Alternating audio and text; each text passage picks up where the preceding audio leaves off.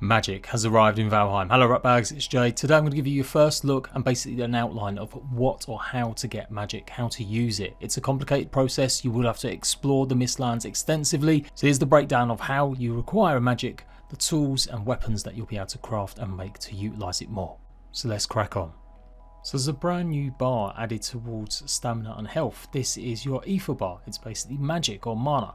So you'll get it first by eating foods that contain certain properties from the Mistlands, and to craft the tools and weapons you're going to need Eitr extract. You can craft magical weapons, and certain armors and weapons will all need some of the brand new extract that you get from Yggdrasil trees, but you can't actually use some of the magic unless you've eaten food that gives you some of that purple buff. So the new mushrooms that you'll find in Mistlands and other stuff, that's what's going to help craft it. So lots of the weapons require the refined Eitr, but the staves especially. So you've got Frost, which is obviously going to do frost damage, Staff for Embers, which is going to do fire damage. Then you've got the Staff of Protection, which helps give you a bubble. This is part of blood magic, where it's going to protect you and your allies if they're close enough in some extra way. Then you've got the Dead Razor, that will summon a skeleton to fight by your side. You can even rename him if you want. So, where do you find the Eitr? Well, you need to go to the Mistlands and find the Yggdrasil trees, and you need to plant a sap extractor inside it. You'll be able to craft and make one of these once you get some more components to make it. You'll need some of the Yggdrasil wood that you get from some of the smaller sapling trees around, and you'll also obviously need black metal and a verdure extractor. You place the sap catcher inside, and then that's pretty much it. You can leave it for a while. It's pretty quick to fill up, maybe only 5 minutes. I got 4 out of 10 as I went and explored one of the new NPC villages. This is another important part. This is where you're going to find the other components you need. This is the verdure mechanical part that you're going to need from the verdure encampments that you'll come across in the Mistlands. They've been trying to also extract a lot of the essence and basically make way in the Mistlands. So you're going to have to raid their villages or break into some of their boxes to get some of their equipment. Now they're harmless as long as you don't harm them or try and destroy any of their stuff. That's when they might turn a bit more violent. They'll also protect their area against any other creatures in the Mistlands. So it can be a somewhat safe respite point from any of the other creatures, but only momentarily. The other creatures are pretty strong.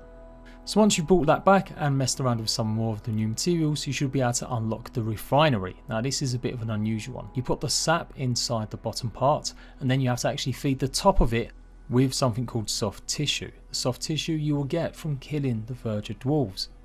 There may be other ways to get the tissue, but so far that's the only creatures I've come across that actually drop it.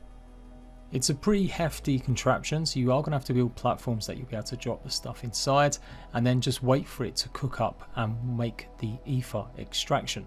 Once it's ready, you can see at the moment it's these green balls. You may be able to get more of the extraction you need from the Yggdrasil trees by chopping some of the small ones down, but it does look like the big roots are the main focus.